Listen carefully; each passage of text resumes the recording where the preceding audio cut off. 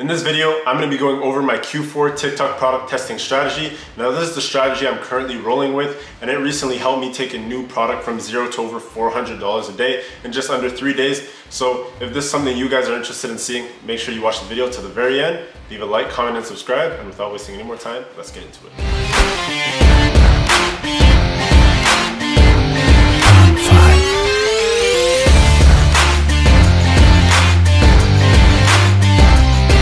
Here we are inside of my actual ad account, and as you can see, this was the first day that we actually started running this product. So right now it's currently Friday, September 10th. So we started running this product on Wednesday, September 8th.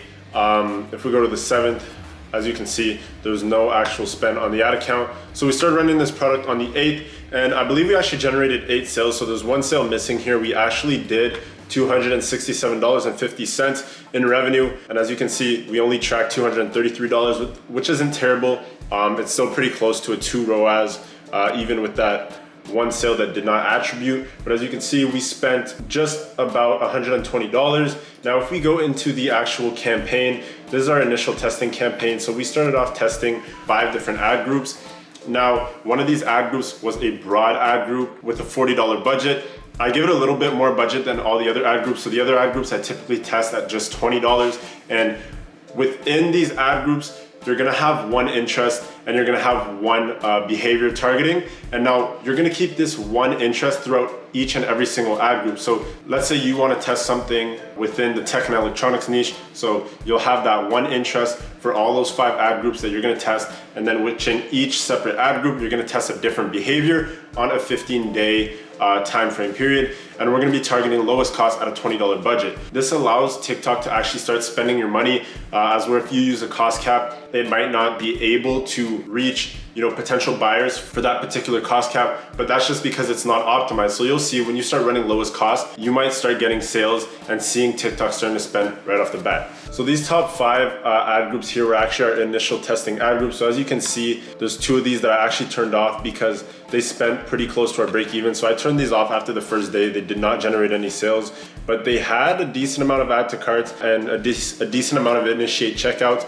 But I just honestly did not see this being profitable in the long run if it wasn't going to convert. And plus, these ad groups aren't even things that I tend to run for a long period of time because odds are these are not going to exit the learning phase. This is just a campaign to help you start pulling in data, start finding people that are going to buy, and letting TikTok kind of learn what type of people are buying your product.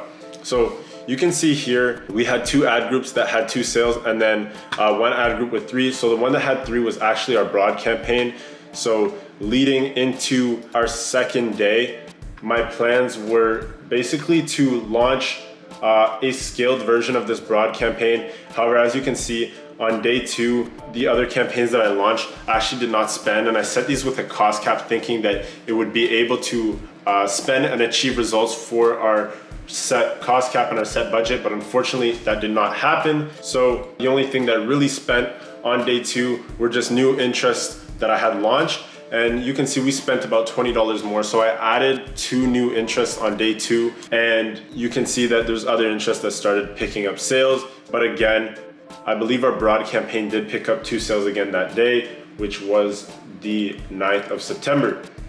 So TikTok only tracked $233 in sales again on the 9th. However, we actually made just under $300 in sales. We did $297.45 to be exact. So that brings us to over a 2 ROAS as well for day 2, but we only tracked about 1.67 on the second day. And now we're gonna go to the current day today and see just exactly how much we're doing. So at this current moment, it's about 4 p.m. here, and we've spent about $146.27 on our TikTok campaigns, and we generated a little bit over $400. There's actually one sale that did not track. So right now we're at $429.10, and we only tracked 413 on our ad account. As you can see, these new campaigns actually started spending. I initially set these today with a cost cap and they weren't spending, so I duplicated them onto a lowest cost.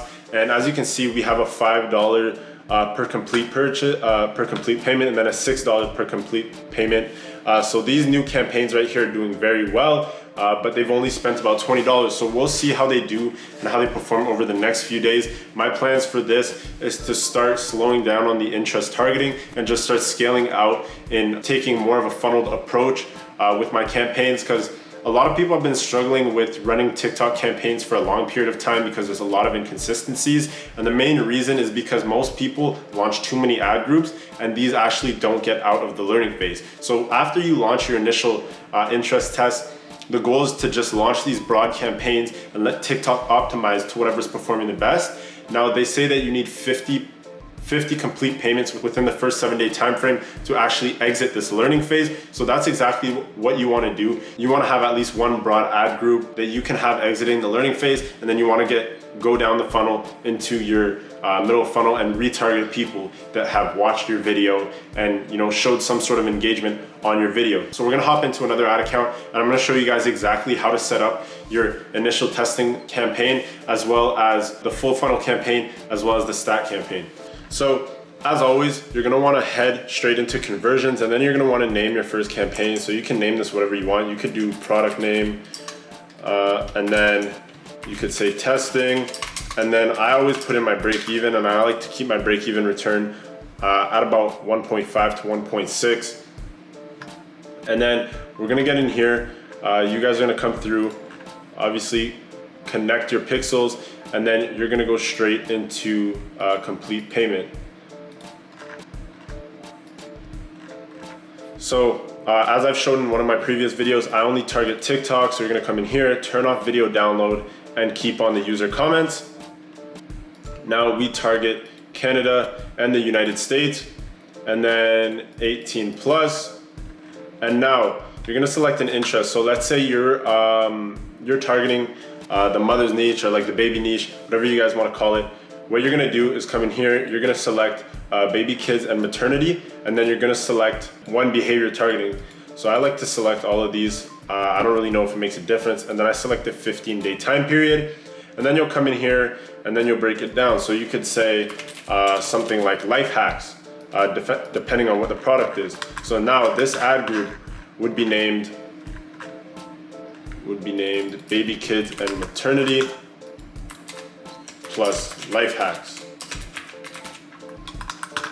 And then we'll set this on lowest cost at a $20 budget, set to go up at midnight of the next day.